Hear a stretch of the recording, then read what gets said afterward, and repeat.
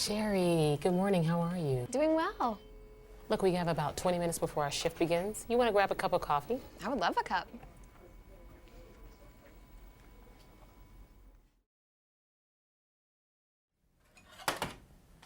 Sherry, I know you've been involved in some of the Learning from Defects meetings, and I know how important it is that we work well together to keep our patients safe. Very important. Well, since we implemented the new protocol for the removal of urinary catheters, I know that some of the nurses have actually had to make adjustments to make sure that they remove those catheters as soon as they can be. That's what I want to talk to you about. Yesterday during my shift, I noticed that 2 of my patients actually met the protocol, but they still had their catheters in place. Well, yesterday was a really busy day. Are you trying to tell me that I'm not doing a good job? Now, Sherry, we've worked together for a long time. I know how committed you are to your patients. You are totally dedicated to high-quality patient care. I try to do that too. But sometimes, when we get really busy, it's hard to follow the policy and procedures like we should. And looking back, I can remember when I have been even broken rules because I thought nothing bad would happen to one of my patients. Yeah, that's right. It is hard sometimes.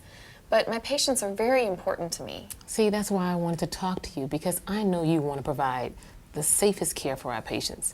We both know that urinary tract is the most common site for healthcare-associated infections.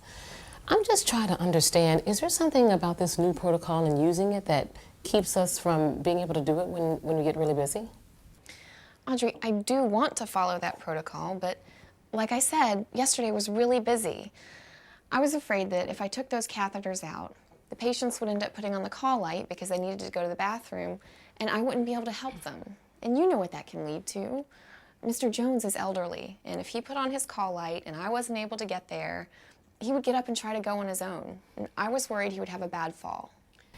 That's understandable, and I heard how busy it was yesterday. There are going to be a lot of those days.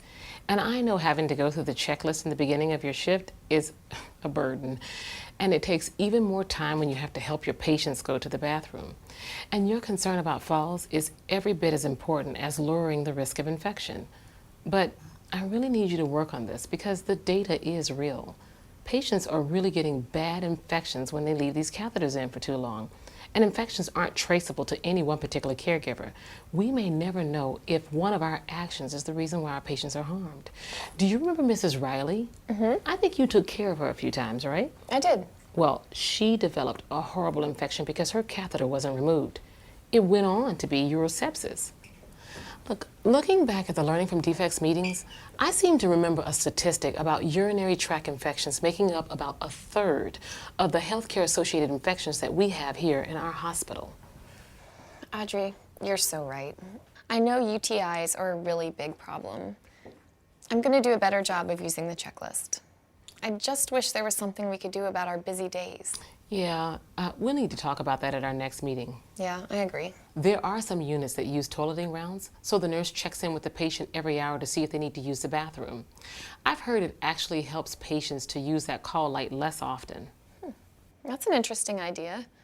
I'd like to learn more about that. But for today, I'm going to try hard to use the urinary catheter protocol. That's great, Sherry. Oh, look at the time. We need to get back to the floor. Okay.